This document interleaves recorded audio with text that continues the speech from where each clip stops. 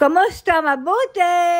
For today's video. For today's video, ito yung kaganapan nang dumating ako sa bahay galing day off. Ang laking problema nga nang nangyari dahil ang lakas ng tubig na tumutulo sa boiler o dude ang tawag dito. Araw ngayon na Sabado dito sa Israel at araw ng pahinga at walang trabaho ang mga tao kaya walang gagawa. Sa gitna nga tumatagas ng tubig at kahit patayin ng metro ay diretso pa din ang tagas. Tinawagan na nga din namin si Rapi para tingnan ang kaso hindi niya din alam kung ano ang gagawin. Kaya tinawagan na lamang niya yung kanyang kakilala na pwedeng gumawa at kinabukasan pa nga makakapunta dahil araw yan ng Sabado. Pinagpipilitan nga ni Lola kay Rapi na papuntahin na ng araw na yan pero sabi ni Rapi ay Shabbat ngayon at araw ng pahinga at gabi na nga din. At kahit pa nga papuntahin ay hindi din naman magagawa dahil kung may kailangan bilhin ay hindi din naman mabibili dahil sarado ang mga tindahan. May kakulitan nga si Lola at minsan nga'y mahirap na din paliwanagan at kahit nga gaano pa kahaba ang iyong pasensya ay minsan ay mauubos din. Isinama nga ako ni Rapi dyan at itinuro sa akin na kahigin ko muna daw ng pang-map yung tumatagas na tubig. Isinara nga muna niya yung daanan ng mainit na tubig pero kahit nakasara ay diretso pa din ang tulo dahil may laman yung tangke na ipon na ng mainit na tubig. Ganon nga kabait si Rapi, isang tawag lamang ni Lola kahit napapagod siya ay to the rescue agad. Sinimulan ko na nga din kahigin ng tubig at kahit anong kahig ko nga ay hindi ako matatapos sa lakas ng tulo.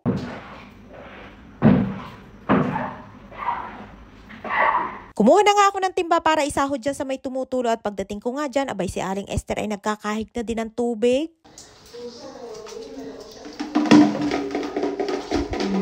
See you, Tertob. Nakon, biyakar ka. Biyakar ka, bayi mayim.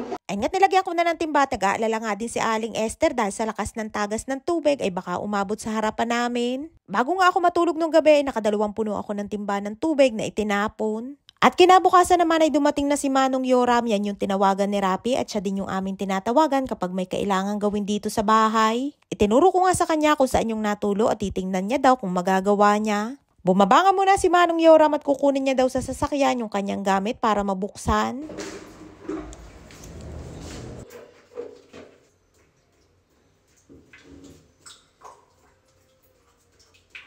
Naubos na nga ang tubig na laman ng tangke kaya konti na lamang ang tumutulo. At ayun nga sinilo siya at hindi na nakatiis at lumabas na din para makiisyoso. At pati nga yan ay tinatanong kung bakit daw nasa labas ang cabinet ni Aling Esther. At ayun nga titingnan niya daw ang ginagawa ni Manong Yoram at sabi ko'y tingnan nga at ikwento kay Lola. Kahit nga alam ni Lola na may ginagawa ay panay ang tawag niyan at gusto niyang malaman kung ano na ang nangyayari at kung ano ang ginagawa. Ayun nga't lumabas lamang saglit si Nilo siya, bay pagpasok ng bahay ay gutom na daw siya.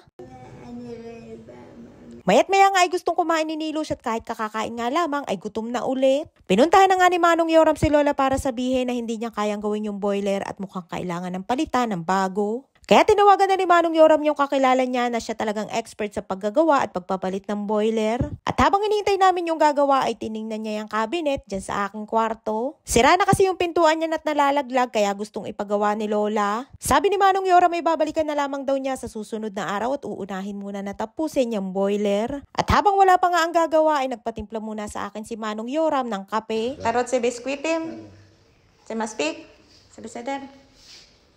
Tinatanong ko nga kung gusto niya ng biskwit ay ayaw niya daw at kape lamang ang kanyang gusto. Kape at yosi nga lamang ay sold na dyan si Manong Yoram. Hindi na nga din iba si Manong Yoram dito sa bahay dahil kapag may nasisira o may kailangan kumpunuhin ay siya ang gumagawa. At siya din ang gumawa ng pader at pintuan ng kusina namin. Matagal na din siya kakilala ni na Lola at pati dun sa dating bahay na tinirhan ni na Lola ay siya din ang nagkukumpuni ng mga nasisira. Kaya kapag pumupunta siya dito sa bahay ay komportable na din kami na nakikipagkwentuhan sa kanya. Ay nga't dumating na yung kakilala niya na gumagawa ng boiler at hindi na nga daw kayang gawin at kailangan ng palitan ng bago.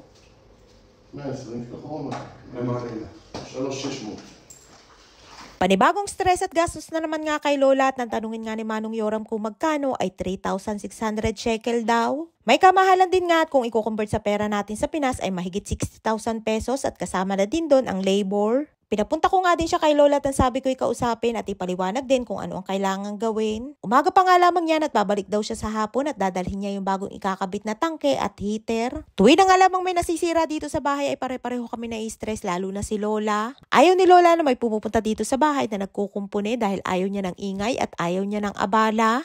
Bago nga umalis si Manong Yoram ay tumambay muna at nakipagkwentuhan sa amin ni Nilush at inubos ang kanyang malamig ng kape. Ikinukwento niya nga dyan sa amin na maaga pa nga lamang daw inatawag na si Lola at si Rapi at hindi naman daw niya nasagot at dahil natutulog pa siya. Alas 4 na nga daw na madaling araw siya nakauwi dahil galing siya sa kasal ng kanyang pamangkin.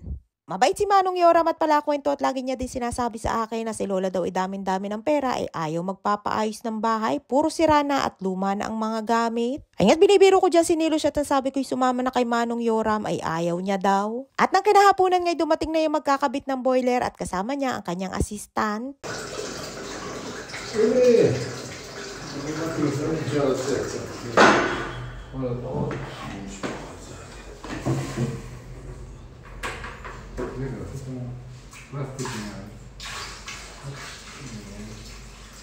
Inalis nga muna nila yung natitira na laman na tubig at grabe nga ang dumi. At eto na naman nga ang ating pambansang marites na si Aling Esther na bungad pa nga lamang ay todong ngiti na. Napakalayas nga din niya si Aling Esther at hindi mapakali sa bahay. At magkaklase sila sa sayawan ng kapatid ni Lola na si Imadora.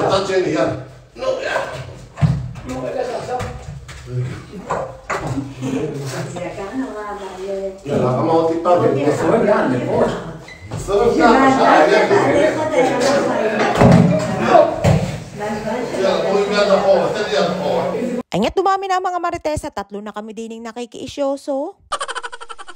Pauwi na nga si Aling Esther abay bumalik pa para itanong kung anong klaseng boiler daw yung ikakabit kung katulad din daw ba nung kanya. Two-way nga yan na nagana sa solar at sa kuryente. At katulad nga din nung kay Aling Esther at ganun din daw yung kanya na pwede sa solar at pwede sa kuryente. Nabawasan na nga ng isang marites at 2 na nga lamang kaming natira at tinawag na din naman kami ni Lola. Nagpatulong sa amin si Lola na gumawa ng cheque para pambayad niya at sakto din naman na dumating si Rapi. At siya na nga nagtuloy at nagsulat ng date. Nagpunta nga siya dito sa bahay para kamustahin at tingnan yung ginagawa. Buti na nga lamang din at merong Rapi na tumutulong sa amin na Lola kapag meron kaming kailangan. Anyat sinasabi niya dyan na pabalik-balik na daw siya papunta sa taniman ng orange at papunta dyan sa bahay pero wala siyang magagawa. Minsan ay napapabuntong hininga na nga lamang din siya dahil sa pagod. At sa kabaitan niya nga ay minsan na hindi siya nagreklamo kay Lola kahit napapagod na. At eto na naman nga si Aling Esther, si Dora the Explorer at palayas na naman nga. עוד רבע שעה הם גומרים. כן? כן. לא אכפת לי שיהיו כמה שנים. תודה רבה, Sir Rapi. Bye. Ay nga tapos na nilang ikabit at oras naman ang bayadan. At dahil may kamahalan ngayon ay check ang ibinayad ni Lola at bago nga ibigay ay pinadouble check muna kay Nilush kung tama ang nakalagay. Ay nga't pagkaalis niya tinanong ko si Nilush kung anong pangalan ng gumawa at hindi ko nga masyadong maturan dahil nahihirapan akong bigkasin. Parang kapangalan din daw ng kanyang ama at nahihirapan nga din akong bigkasin. Kak. יצחק, יצחק. Itzkak. כן, יצחק, יצחק, יצחק קוראים לו, איציק. Itik. איציק, יצחק, יצחק, יצחק. Itzkak. כן. Ay nga tawang-tawa ako kay Nilush at binibiro ko nga at ang sabi ko ay itik. Ay siya hanggang dito lamang ating kwento for today's video. Maraming po salamat sa inyong support at laging panonood. Mag-ingat po kayo palagi. And please subscribe to my YouTube channel. Please follow and share. Salamat!